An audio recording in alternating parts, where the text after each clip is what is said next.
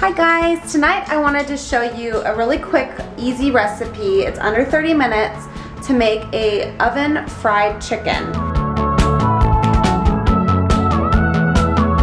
So let me go ahead and show you the ingredients that we're going to use today. You need some chicken, either a breast or I like the thighs, the little thin sliced thighs.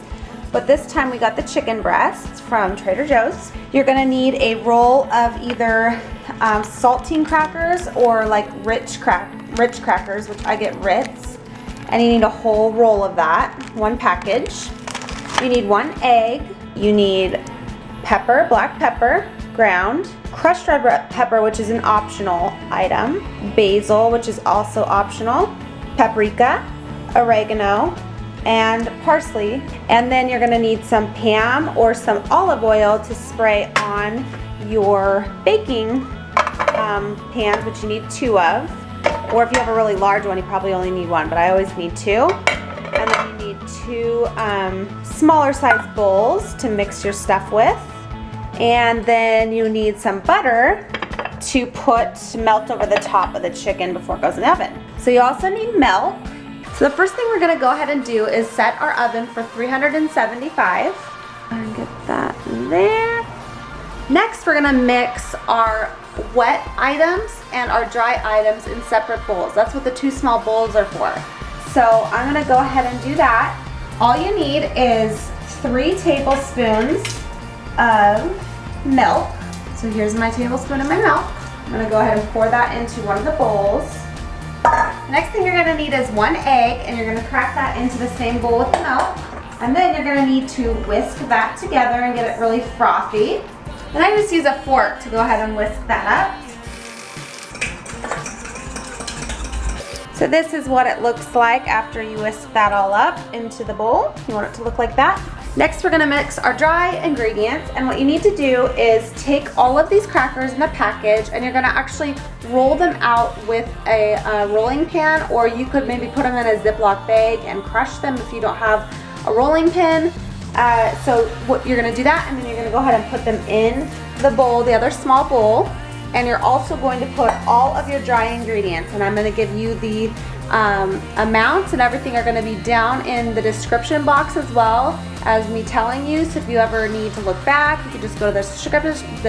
If you ever need to go back, just go down to this description box and see the amounts and portions that I put in. So the cool thing about the spices is you really can choose how much you want to put of each item. If you like things a little bit spicier, you can put more crushed red pepper in. If you like things a little less spicy, put a little less paprika and red pepper. If you like lots of herbs, you could add more herbs. The recipe I'm doing just makes it a little bit spicy and very herbal, kind of a nice balance. So I'll give you my personal preference, but like I said, you can do whatever you want. You can be generous with certain things and less with others if they're not your favorite. Okay, so let's go ahead and start mixing the dry products. I'm gonna go ahead and roll out my crackers. My rolling pin is breaking, but still kind of does the job. Like I said, you can put it into a bag, like a big Ziploc bag, and just crush it if you want. Like put a can on it and press down on it with a can or anything that you could find to roll it out with. I like this meal. Typically I make it with garlic, broccoli, and mashed potatoes or sweet potatoes, and with fresh corn. So that's what I'm gonna be making tonight, is just mashed potatoes, broccoli, and corn. Kind of as a nice pairing with this. So I'm gonna go ahead and take these and dump it into this bowl. Dry bowl again. Next, I'm going to take black pepper. And my recipe, I like to put 1/8 of a teaspoon into there, which I don't think this one has 1/8, just a 1/4. So I'm gonna do half of this one. And again, you can be a little, actually I'm gonna go ahead and do a 1/4. So we like pepper.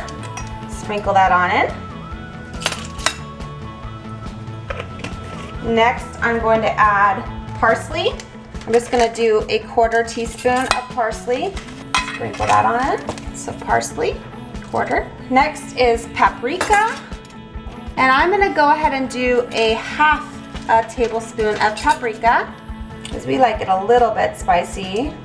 This doesn't really make it too spicy either, paprika. It just gives it a nice kind of zip to it. Sean and I really like red pepper, so I'm gonna put at least a teaspoon of red pepper.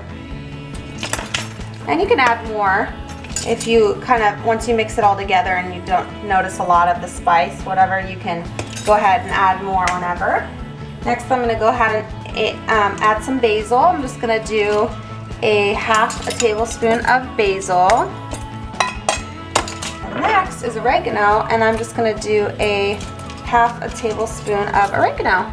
So now you're done with all these products. The only thing you're gonna need off this tray is your Pam or olive oil. Like I said, you can use anything that greases up a pan, your cooking sheet. And then we're going to need our 2 bowls. How I like to organize it is this way: chicken, then your liquid mix, then the dry mix, and then your pans. So I'm gonna go ahead and spray my pans and pull the chicken out and show you what to do next. So I'm gonna go ahead and take one of the chicken breasts, dip it on into the egg mix, and then drop it in here. And then just I like to cover it over. This is another step that you could probably add all the dry ingredients into a Ziploc and kind of shake it. Put the chicken in and close it and shake it up. I like to do this because I like to really pat in the ingredients real deep into the chicken, and make sure that it's covering all surface. And then if you see large pieces of cracker, I like to just kind of break them up a little bit more. Okay, so now this one's nice and covered. Then you're just gonna go ahead and place it in your pan, and I like to sprinkle a little bit on top. Just add a little extra up on the top, and you're gonna go ahead and do that with your other pieces. So the next thing you're gonna do after you have your chicken ready, so I've got this all ready. What I did is I cut up the chicken into smaller slices to make more pieces like how we like it. But like I said, if you prefer chicken breast, that's no big deal. Just leave them big like that, but it does make less portions. I mean, you have as much chicken, obviously, but this kind of splits it up better for everybody. You have more people to serve. I like to do the last few pieces, or pieces that have a lot of fat or anything on them, I like to just cover them with the butter or the eggs and milk mix and give those to our dogs. So that's what those 2 pieces are. And this is what it should look like. So the next thing you're gonna go ahead and do is get your butter. And I like to be a little bit generous, especially when you have this many pieces. So I'm gonna go ahead and take that much butter. And what you wanna do is get a little bowl like this one, or anything really. You can put it in a mug or whatever you have that is microwavable. Put that in there.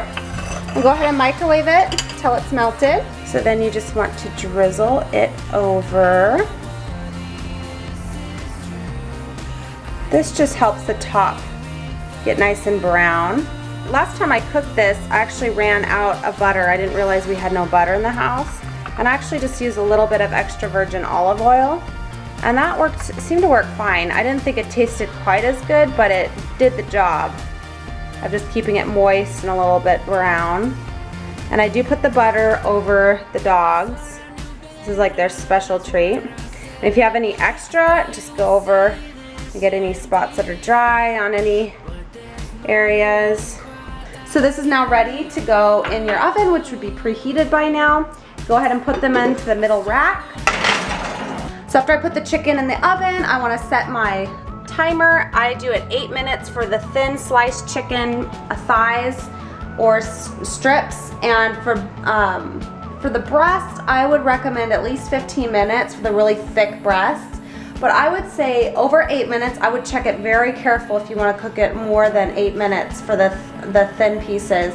And then for the thicker, over 15 minutes, I would check it diligently every couple minutes because it burns quickly. Because of the butter and the crackers, you just need to be very careful because we've burned them before. Take it from me, I made the mistake for you.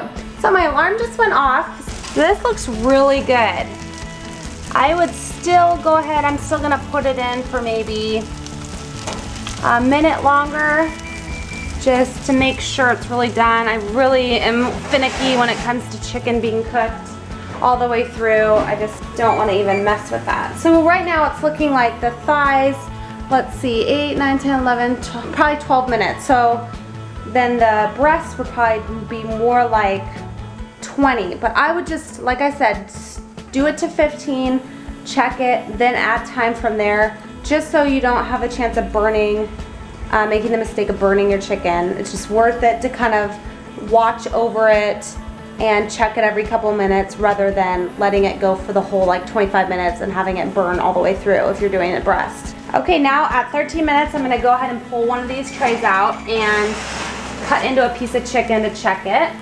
Let's get a good oven mitt, pull it on out, set it on a cooling tray, and let's go ahead and see if this looks good. Oh yeah, it looks really good. So it does look like it's gonna take about 15 minutes for the thinner sliced chicken.